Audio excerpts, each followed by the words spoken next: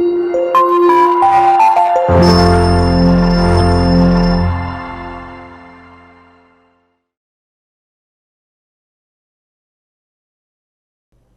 बच्चों, कैसे हैं आप? उम्मीद करती हूँ आप बढ़िया और एकदम मज़े में होंगे।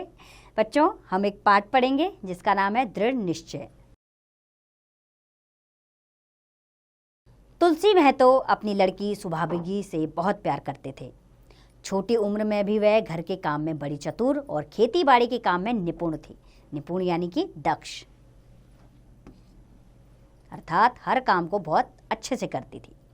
उसका भाई रामू जो उम्र में बड़ा था, बड़ा ही कामचोर और आवारा था। तुलसी ने सुभागी और रामू दोनों की शादी कर दी।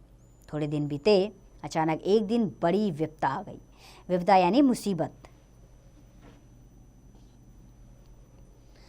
सुभागी बहुत छोटी उम्र में ही विधवा हो गई, अर्थात उसके पति की मृत्यु हो गई। सुभागी के दुख की तो कोई सीमा ही ना रही थी। बेचारी को अपना जीवन पहाड़ लगने लगा था। कुछ साल बीते, लोग तुलसी महतो पर दबाव डालने लगे, लड़की की कहीं दूसरी शादी कर दो। आजकल कोई इसे बुरा नहीं मानता है, तो क्यों सोच विचार करते हो? तुलसी ने कहा, भाई मैं तो तैयार हूँ, लेकिन सुभागी तो माने, वह किसी तरह राजी नहीं होगी। हरिहर ने सुभागी को समझाकर कहा, बेटी हम तेरे ही भले के लिए कहते हैं। माँ बाप अब बूढ़े हो गए हैं, उनका क्या भरोसा, तुम इस तरह कब तक बैठी रहोगी? सुभागी ने सिर झुकाकर कहा, चाचा मैं तुम्हारी बात समझ रही हूँ, लेकिन मेरा मन शादी करने को नहीं करता। मुझे आराम की चिंता नहीं, मैं सब कुछ झेलने को तैयार हूँ। जो काम तुम कहो वह सिर आंखों के बल करूँगी, मगर शादी करने को मुझसे ना कहो।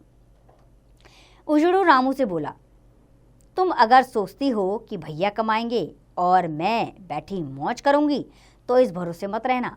यहाँ किसी ने जन भर का ठेका नहीं लिया है।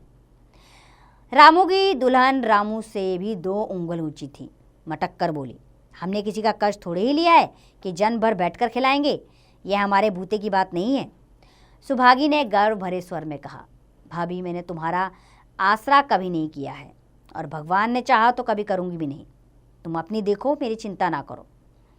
रामू की दुल्हन को जब मालूम हुआ कि सुभागी शादी नहीं करेगी तो वह और भी उसके पीछे पड़ गई। हमेशा एक न एक मुसीबत खड़ी किए रहती, उसे रुलाने में जैसे उसको मज़ा आता था। वह बेचारी पहर रात से उठकर कूटने पीसने में लग जाती, चौका बर्तन करती, गोबर थापती, खेत में काम करने चली जाती। दोपहर को आकर जल्दी जल्दी खाना पकाकर सबको खिलाती।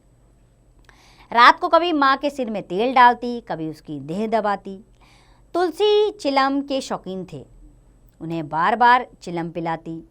जहाँ तक उसका बस चलता, माँ बाप को कोई काम ना करने देती। हाँ, भाई को ना रोकती। सोचती यह तो जवान आदमी है, यह काम ना करेगा तो गृहस्थी कैसे चलेगी। मगर रामू को यह बहुत बुरा लगता। अम्मा और दादी को तिनका तक नहीं उठाने देती और मुझे पीसना चाहती है। यहाँ तक कि एक दिन वह अपने आपे से बाहर हो गया। सुभागी से बोला, अगर उन लोगों का बड़ा मोह है तो क्यों नहीं अलग लेकर रहती हो? तुलसी, जब तक मैं जीता हूँ तुम उसे कुछ नहीं कह सकते। मेरे पीछे जो कहना, बेचारी का घर में रहना मुश्किल कर दिया है। रामू, आपको बेटी प्यारी है तो उसे गले बांध कर रखिए, मुझसे तो नहीं रुका जाता। तुलसी, अच्छी बात है, अगर तुम्हारी यह मर्जी है तो यही होगा।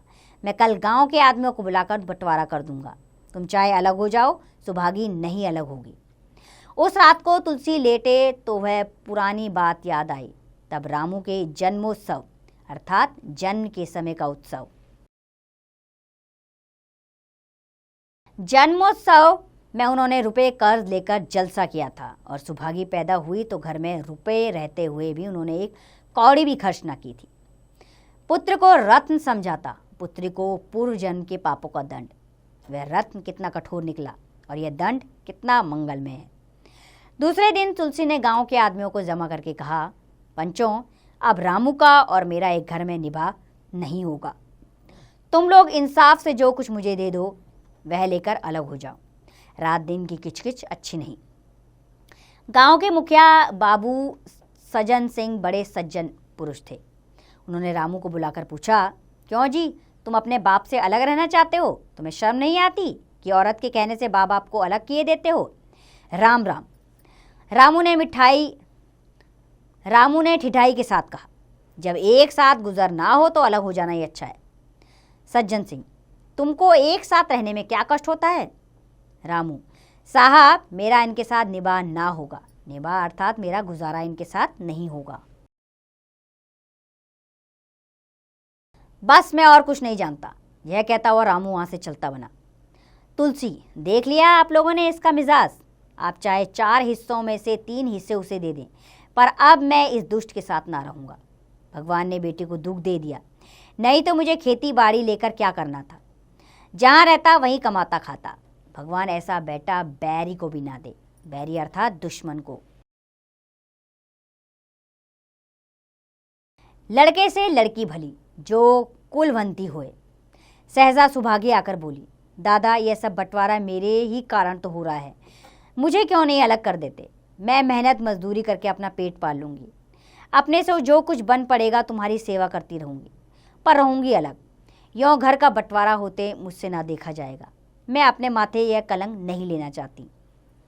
तुलसी ने कहा, बेटी हम तुम्हें ना छोड़ेंगे, चाहे पुत्र छूट जाए। रामू का मैं मुंह नहीं देखना चाहता। उसके साथ रहना तो दूर रहा। जो कपूत हो गया उससे क्या लेना देना। बंटवारा होते ही मैं तो लक्ष्मी को मानो पेंशन मिल गई। पहले तो दोनों सारा दिन सुभागी के मना करने पर भी कुछ ना कुछ करते ही रहते थे, पर अब उन्हें पूरा विश्राम था। पहले दोनों दूध घी को तरसते थे।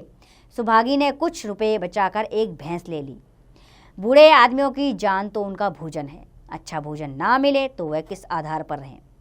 चौधरी ने बहुत विरोध किया। कहने लगे कि घर का काम यूं ही क्या कम है कि तुमने यह नया झंझट ले लिया। सुभागी उन्हें समझाते हुए कहती, दादा दूध के बिना मुझे खाना अच्छा नहीं लगता।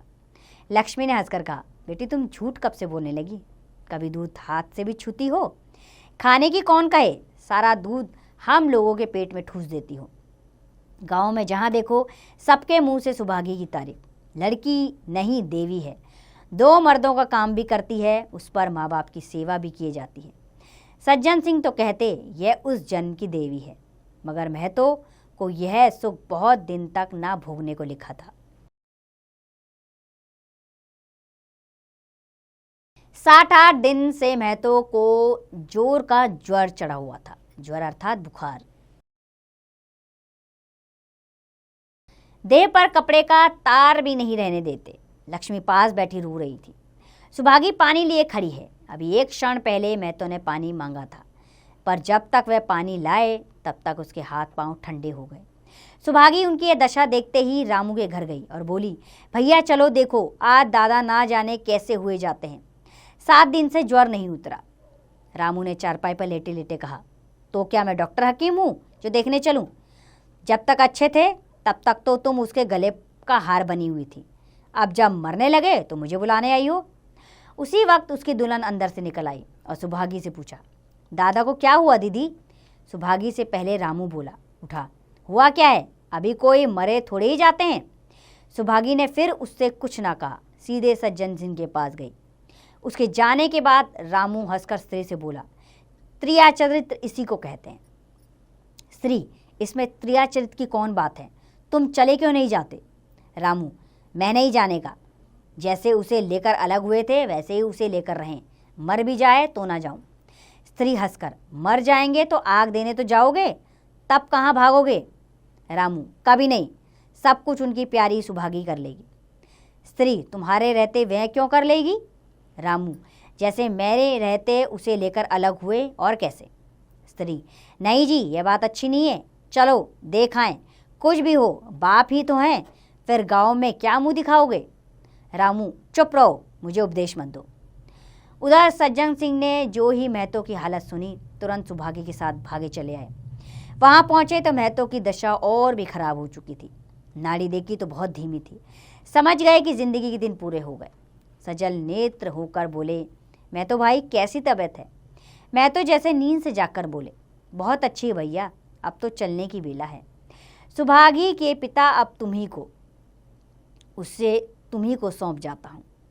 सज्जन सिंह ने रोते हुए कहा, भैया मैं तो घबराओ मत, भगवान ने चाहा तो तुम अच्छे हो जाओगे।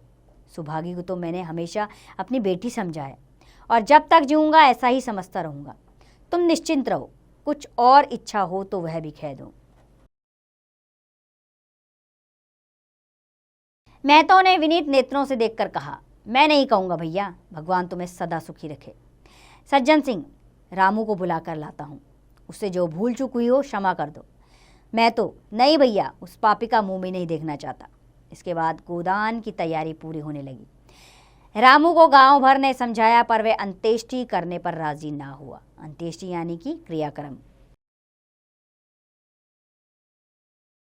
कहा, जिस पिता ने मरते समय मेरा मुंह देखना स्वीकार ना किया वह मेरा ना पिता है ना मैं उसका पुत्र। लक्ष्मी ने दाह क्रिया की। इन थोड़े से दिनों में सुभागी ने ना जाने कैसे रुपए जमा कर लिए थे कि जब 13वीं का सामान आने लगा तो गांव वालों की आंखें खुली की खुली रह गई। बर्तन, कपड़े, घी, शक्कर सभी सामान जमा हो गए। रामू देख देख कर जलता था। सुभागी भी उसे जलाने के लिए ही सबको यह सामान दिखाती थी। लक्ष्मी ने कहा, बेटी घर देखकर खर्च करो, अब कोई कमाने वाला नहीं बैठा है। सुभागी बोली, बाबूजी का काम तो धूमधाम से ही होगा अम्मा, चाहे घर रहे आ जाए। बाबूजी फिर थोड़े ही आएंगे। मैं भैया को दिखा देना चाहती हूँ कि अबला क्या कर सकती है। वह समझते होंगे कि इन दोनों से कुछ ना होगा, उनका यह घमंड तोड़ दूंगी। लक्ष्मी चुप ही रही। 13वीं के दिन सारे गांव के लोगों का भोज हुआ। चारों तरफ वाहवाही मच गई। पिछले पहर का समय था, लोग भोजन करके चले गए थे। लक्ष्मी थककर सो गई थी। केवल सुभागी बची हुई चीजें उठा उठा कर रखती थी। ठाकुर सज्जन सिंह ने आकर कहा, अब तुम भी आराम करो बेटी, सवेरे यह सब काम कर लेना। सुभागी ने कहा, अभी थकी नहीं हूं दादा, आपने जोड़ लिया कुल कितने रुपए खर्च हुए? सज्जन सिंह, वह पूछकर क्या करोगे बेटा? सुभागी, कुछ नहीं, यों ही। सज्जन सिंह, कोई 3000 रुपये होंगे। सुभागी ने सुचाते हुए कहा, मैं इन रुपयों की देनदार हूं। सज्जन सिंह, तुमसे तो मैं मांगता नहीं, मैं तो मेरे मित्र और भाई थे, उनके साथ कुछ मेरा भी तो धर्म है। सुभागी, आपकी यही दया का क्या कम है कि मेरे ऊपर इतना विश्वास किया? मुझे कौन 3000 रुपये देता? पति के देहांत के बाद से ही लक्ष्मी का दाना पानी छूट गया। सुभागी के आग्रह पर चौके में जाती मगर कोर कंठ के नीचे ना उतरता, यानी कि उसने खाना पीना छोड़ दिया था। 50 वर्ष हुए, एक दिन भी ऐसा ना हुआ कि पति के बिना खाए खुद खाया हो। अब उस नियम को कैसे तोड़े? आखिर उसे खांसी आने लगी।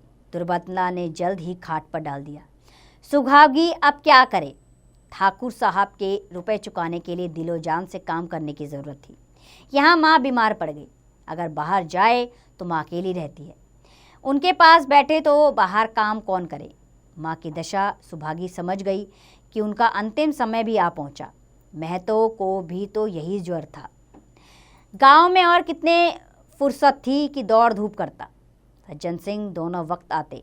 लक्ष्मी की दशा बिगड़ती जा रही थी, यहाँ तक कि 15वें दिन वह भी संसार से विदा ले गई, यानी कि उनकी भी मृत्यु हो गई। अंतिम समय रामू आया और उसके पैर छूना चाहता था, पर लक्ष्मी ने उसे ऐसी झिड़की दी कि वह उसके समीप ना जा सका। सुभागी को उसने आशीर्वाद दिया, तुम्हारे जैसी बेटी पाकर तर गई। मेरा क्रियाक्रम तुम ही करना। मेरी भगवान से यही प्रार्थना है कि अगले जन्म में भी तुम मेरी कोख से ही जन्म लो। माता के देहांत के बाद सुभागी के जीवन का केवल एक लक्ष्य रह गया, सज्जन सिंह के रुपए चुकाना। 3000 रुपये पिता के क्रियाक्रम पर लगे थे, लगभग 2000 रुपये माता के काम में लगे। 5000 रुपये का ऋण था, ऋण यानी कर्ज, और उसकी अकेली जान, मगर वह हिम्मत ना हारती थी। 3 साल तक सुभागी ने रात को और रात और दिन को दिन ना समझा। उसकी कार्य शक्ति और हिम्मत देखकर लोग दांतों तले उंगली दबाते थे। दिन भर खेती बाड़ी का काम करने के बाद वह रात को आटा पीसती। 30वें दिन 300 रुपये लेकर वह सज्जन सिंह के पास पहुंची। इसमें कभी नागा ना पड़ता। अब चारों ओर से उसकी सगाई के पैगाम आने लगे। सभी उसको अपने घर की बहू बनाना चाहते थे। जिसके घर सुभागी जाएगी उसके भाग्य फिर जाएंगे। सुभागी यही जवाब दे दी। अभी वह दिन नहीं आया। जिस दिन सुभागी ने आखिरी किस्त चुकाई उस दिन उसकी खुशी का ठिकाना रहा। आज उसके जीवन का कठोर व्रत पूरा हो गया। वह चलने लगी तो सज्जन सिंह ने कहा, बेटी तुमसे मेरी एक प्रार्थना है। कहो कहूँ, कहो ना कहूँ, मगर वचन दो कि मानोगी। सुभागी ने कृतज्ञ भाव से देखकर कहा, दादा आपकी बात ना मानूंगी तो किसकी बात मानूंगी? मेरा रोम रोम आपका गुलाम है। सज्जन सिंह, अगर तुम्हारे मन में यह भाव है तो मैं ना कहूँगा। मैंने अब तक तुमसे इसलिए नहीं कहा कि तुम अपने को मेरा देनदार समझ रही थी। अब रुपए चुक गए हैं, मेरा तुम्हारे ऊपर कोई एहसान नहीं है। बोलो कहूँ? सुभागी, आपकी जो आज्ञा हो। सज्जन सिंह, देखो इनकार न करना, नहीं तो मैं फिर तुम्हें अपना मुंह ना दिखाऊंगा। सुभागी, क्या आज्ञा है? सज्जन सिंह, मेरी इच्छा है कि तुम मेरे घर की बहू बनकर मेरे घर को पवित्र करो।